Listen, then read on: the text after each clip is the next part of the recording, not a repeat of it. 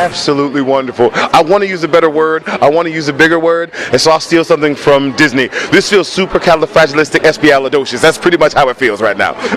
The love that I've come for Armstrong, and just to have people come see the show and learn about Armstrong the way that they're learning, the way that I've learned is fabulous. So it feels like a big shot of validation. Yeah.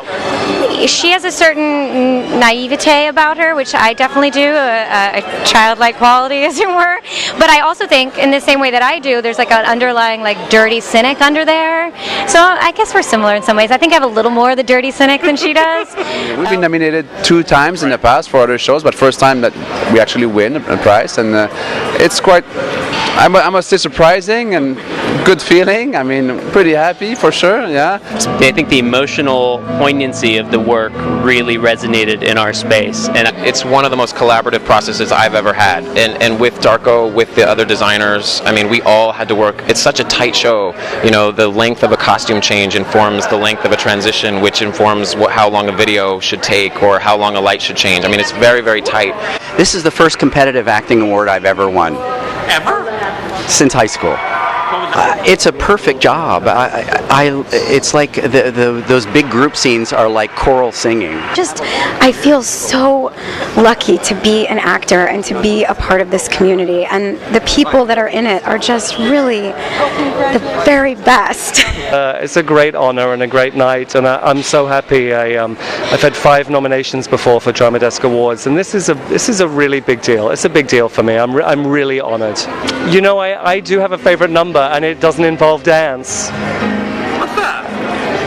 It's a secret. I can't. We get everything. We get audience members that come in late. We get audience members that pull out their phones and start texting, and they're right in front of me because they're cafe tables? Yeah, people who have tried to take the dog from me. No. People who when she comes back on after she's shot up with the heroin, people are yelling at me going, "Come on, lady, you can do it! You can do it!" So it's kind of amazing. It's a different experience every night. Because I think all of us have everybody in us.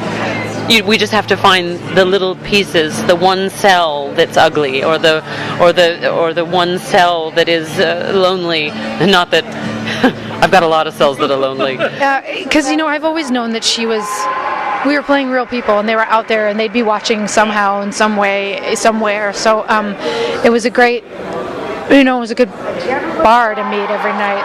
So, yeah, you know what I mean? The fact that she came and she felt comfortable to see it, and then I believe the quote was, "It was effing awesome." You know what I mean? You kind of can't beat that, right? There were a lot of elements about this performance that I was really terrified to do. Like, I don't mean terrified glibly, like really terrified to do.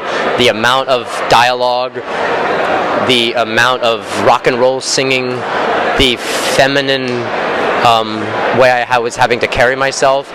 So I just jumped into the aisle and went up 2 rows and found some guy and sat in his lap and kissed him. And it was fine, you know what I mean? Like, that's the fun thing about the show, is this anything that you do is acceptable. So grateful to be here, and it truly would not have happened without the leadership and the courage, frankly, of Jeffrey and Louise. It's a big play. 20 actors is a big gamble, but it's a big story. We're a big country. Sometimes you have to tell a big story.